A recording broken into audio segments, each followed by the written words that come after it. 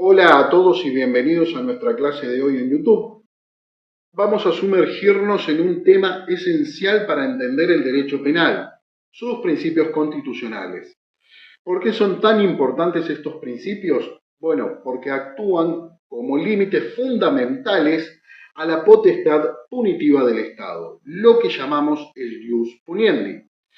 En un Estado social y democrático de derecho, como el que acogen muchas constituciones modernas, el poder del Estado no es ilimitado, y mucho menos su poder para castigar. La Constitución es la ley suprema y establece el marco normativo insoslayable para el sistema penal. Estos principios también se derivan de los tratados internacionales de derechos humanos que, en muchos ordenamientos, tienen jerarquía constitucional. El derecho penal de raigambre constitucional es precisamente ese conjunto de valores, principios generales de la Constitución y preceptos constitucionales específicos que regulan y limitan el sistema penal. Su misión fundamental es racionalizar y contener el poder punitivo estatal, evitando que se emplee de forma abusiva y totalmente irracional. Estos principios son la base de un derecho penal liberal y democrático. Constituyen un sistema de garantías penales sin el cual el derecho penal podría convertirse en un ejercicio arbitrario. Marcan la pauta para el legislador al crear leyes penales y son fundamentales para interpretar las leyes vigentes e incluso para descartar leyes que resulten totalmente inconstitucionales. Vamos a ver los principios clave que surgen de estas bases constitucionales. Comencemos con el primero, el principio de legalidad. Este es, sin duda, el pilar del derecho penal moderno. Se expresa con el aforismo latino nullum crimen, nulla poena, sin el eje. No hay crimen, no hay pena, sin ley. Nadie puede ser castigado por un hecho que no era delito cuando lo cometió. Esto implica que el delito y la pena deben estar previamente establecidos por ley. Es decir, nada de leyes improvisadas o jueces creativos. Un ejemplo claro, no te pueden condenar por andar con cara rara si eso no está en ningún código penal. El origen y sentido se vincula a la función de garantía individual de la ley penal frente al poder estatal. Feuerbach formuló el enunciado latino: no hay crimen, no hay pena sin ley, y Beccaria lo derivó de la exigencia del contrato social. Nació como un contrapunto a la arbitrariedad y crueldad de las penas históricas, como las penas corporales y mutilaciones, es decir, cortes de miembros, castración, marcas con hierro caliente, cortar la lengua o sacar los ojos, además de las penas de muerte atroces como la hoguera, ahorcamiento lento, decapitación, desmembramiento, empalamientos, la tortura judicial, que era utilizada para obtener confesiones antes de condenar, las penas infamantes y públicas como la picota, los azotes en la plaza, la desnudez forzada, entre otros. Es claramente el fundamento formal limitador del ius puniendi. Ahora bien, ¿cuál es el significado de este principio? Implica que nadie puede ser castigado por hechos que no hayan sido previstos con anterioridad por una ley. Y a nadie se le puede imponer una pena que no esté previamente establecida en la ley.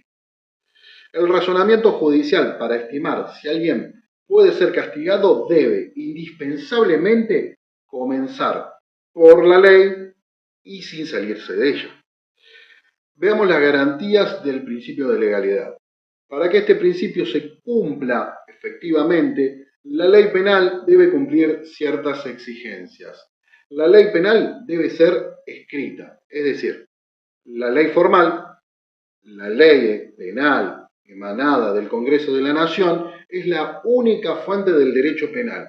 Esto significa que la doctrina, los principios generales del derecho, la costumbre, que bien puede ser utilizada como una pauta interpretativa, y la jurisprudencia no pueden ser fuentes inmediatas de conocimiento del derecho penal para fundamentar claramente la punibilidad. La ley escrita es entonces la única manera de conocer la certidumbre de lo prohibido y lo permitido. Hay un mandato de codificación implícito. En materia penal no hay lagunas, todo lo que no está expresamente prohibido está permitido, es decir, pertenece a nuestro ámbito de libertad. La ley debe ser previa al hecho que se juzga, es decir, debe estar vigente en el momento de la comisión del delito. Esto implica la irretroactividad de la ley penal más severa. Esto significa que una ley penal nueva, más dura, no se puede aplicar hacia atrás. La excepción es la retroactividad de la ley penal más favorable. Significa que si cambia la ley y la nueva es más leve, se aplica esta aunque el hecho haya ocurrido con anterioridad, que sí claramente está permitida. El fundamento de la exigencia de la ley previa es la posibilidad de motivar al autor antes de su decisión y la necesidad de seguridad jurídica y libertad al permitir conocer las acciones prohibidas. La ley debe ser cierta, esto exige que la conducta calificada como delictiva quede suficientemente precisada para que sus destinatarios, es decir, los ciudadanos, puedan conocer con certidumbre lo prohibido y lo permitido. La ley debe ser también estricta. ¿Qué quiero decir con esto? Esto es en realidad un mandato para el juez, que se traduce en la prohibición de la analogía. No se puede aplicar la ley a casos similares, pero no previstos explícitamente. La analogía, in malam parte, es decir, en perjuicio del acusado, está totalmente prohibida.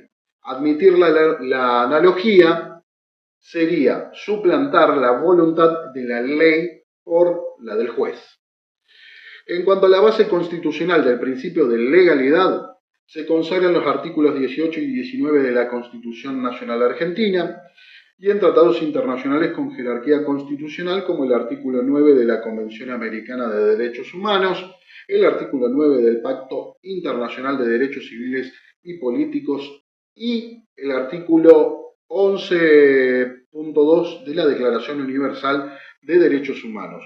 En cuanto a las leyes penales en blanco, el uso y la aplicación judicial de estas leyes son compatibles con la Constitución siempre que se dé la suficiente concreción en el complemento normativo para que la conducta quede suficientemente precisada. En cuanto al principio de reserva, este principio está estrechamente ligado y conectado con el de legalidad.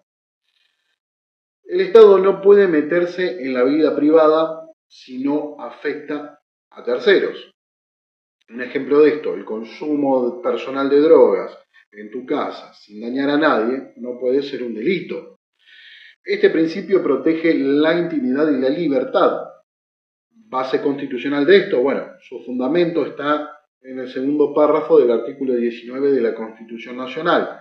Ningún habitante de la nación será obligado a hacer lo que la ley no manda, ni privado de lo que ella no prohíbe. ¿Qué significa esto? Bueno, que implica que se reserva a los individuos una esfera de libertad, una zona exenta de castigo para aquellos hechos que, por más inmorales o perjudiciales que parezcan, no están configurados y castigados por una ley previa. En cuanto a la relación que podemos encontrar con otros principios, haya su razón de ser en los principios de lesividad y proporcionalidad. Pasemos al principio de lesividad o del bien jurídico. Este principio es totalmente fundamental y deriva del primer párrafo del artículo 19 de la Constitución Nacional. Sostiene que mientras no hay lesión o peligro cierto a un bien jurídico, no hay un conflicto y por ende no puede haber un delito. El poder punitivo no debe entrometerse donde no hay una lesión a un bien jurídico. Es uno de los principios políticos centrales de la democracia. ¿Qué implica esto? Bueno, El derecho penal no castiga meros pensamientos ni estilos de vida, sino conductas que lesionan o ponen en peligro bienes que la sociedad considera dignos de protección penal. Los bienes jurídicos encarnan las condiciones mínimas que permiten la convivencia humana y tienen un contenido material derivado de la Constitución y los tratados internacionales de derechos humanos. En cuanto a la base constitucional, el artículo 19, primer párrafo de la Constitución Nacional, refiere a este principio. Pasemos al principio de culpabilidad. Este principio es una de las piedras basales del derecho penal. Solo puede castigarse a quien actuó con dolo o culpa.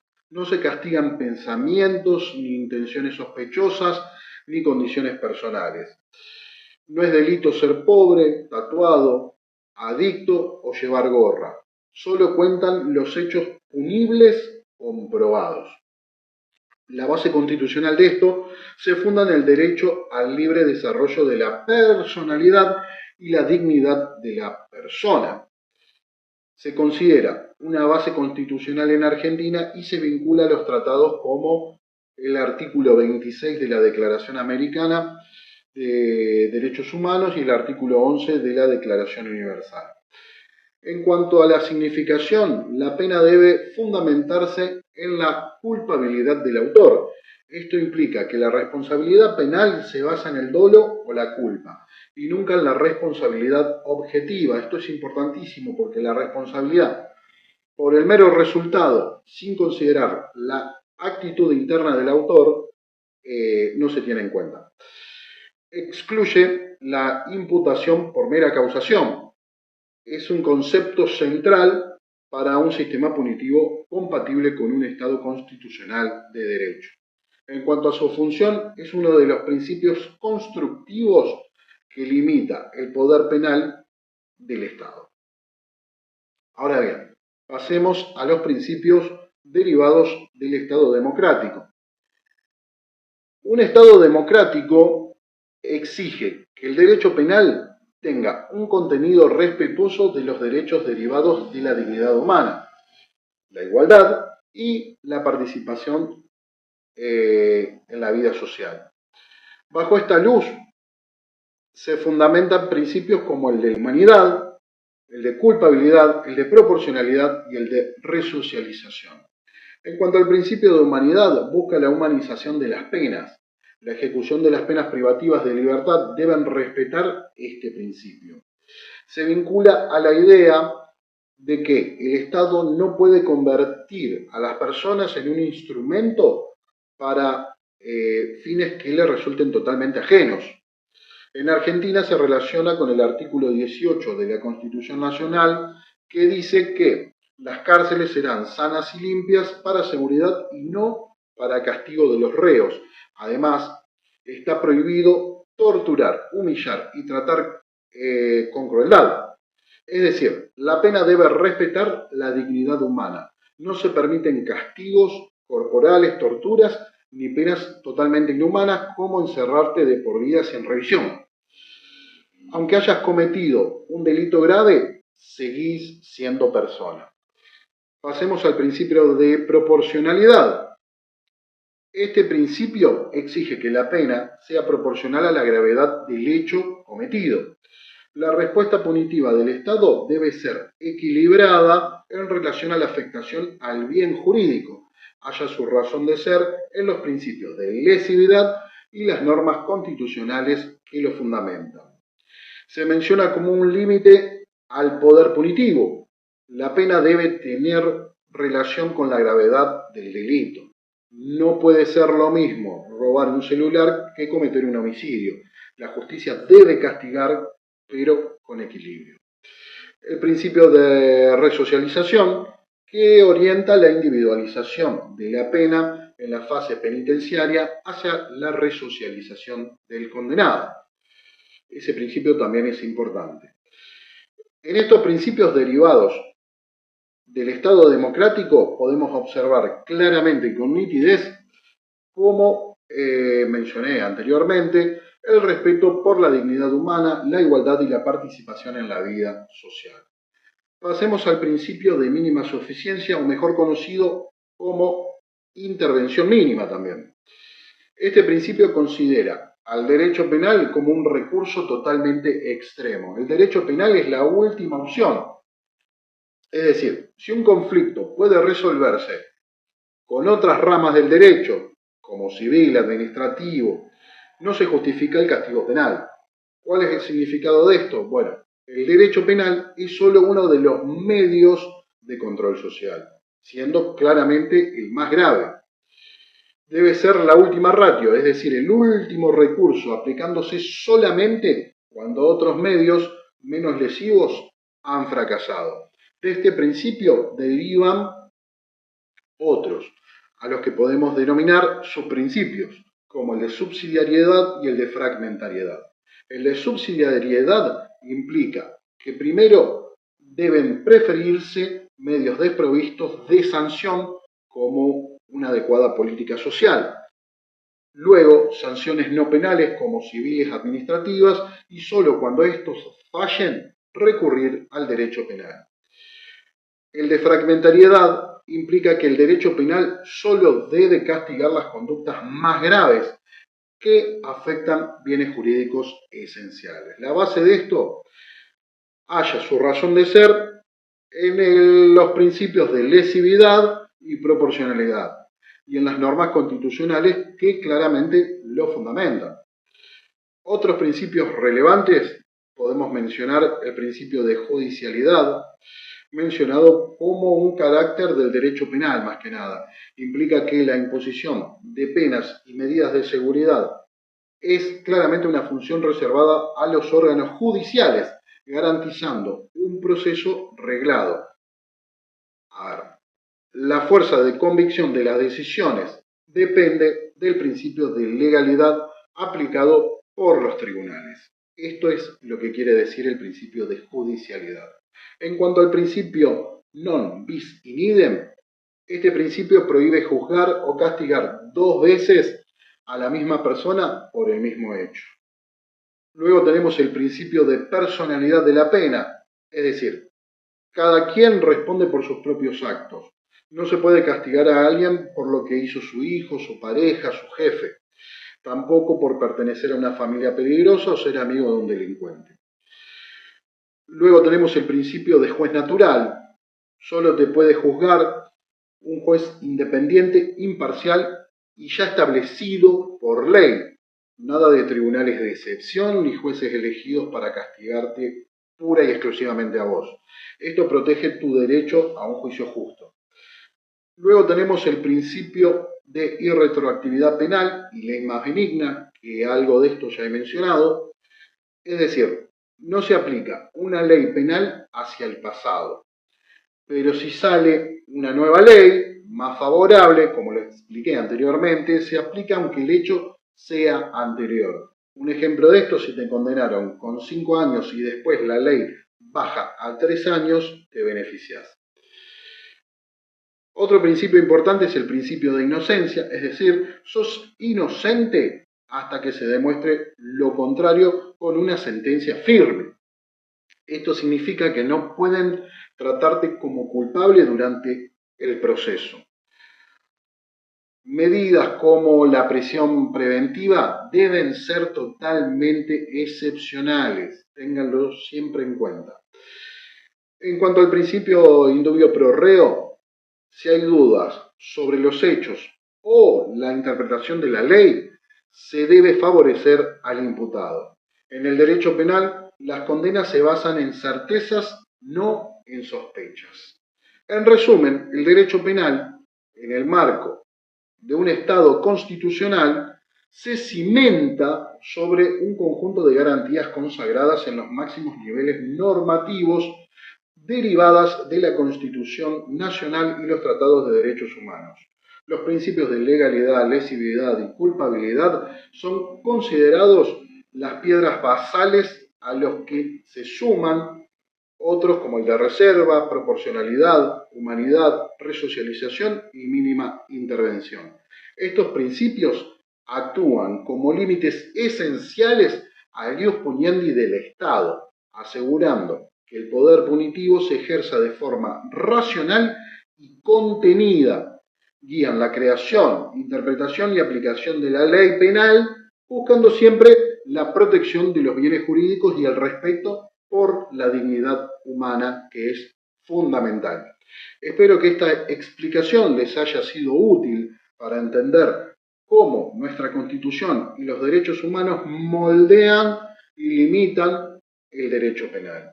No olviden suscribirse y dejar sus comentarios si tienen preguntas. Saludos.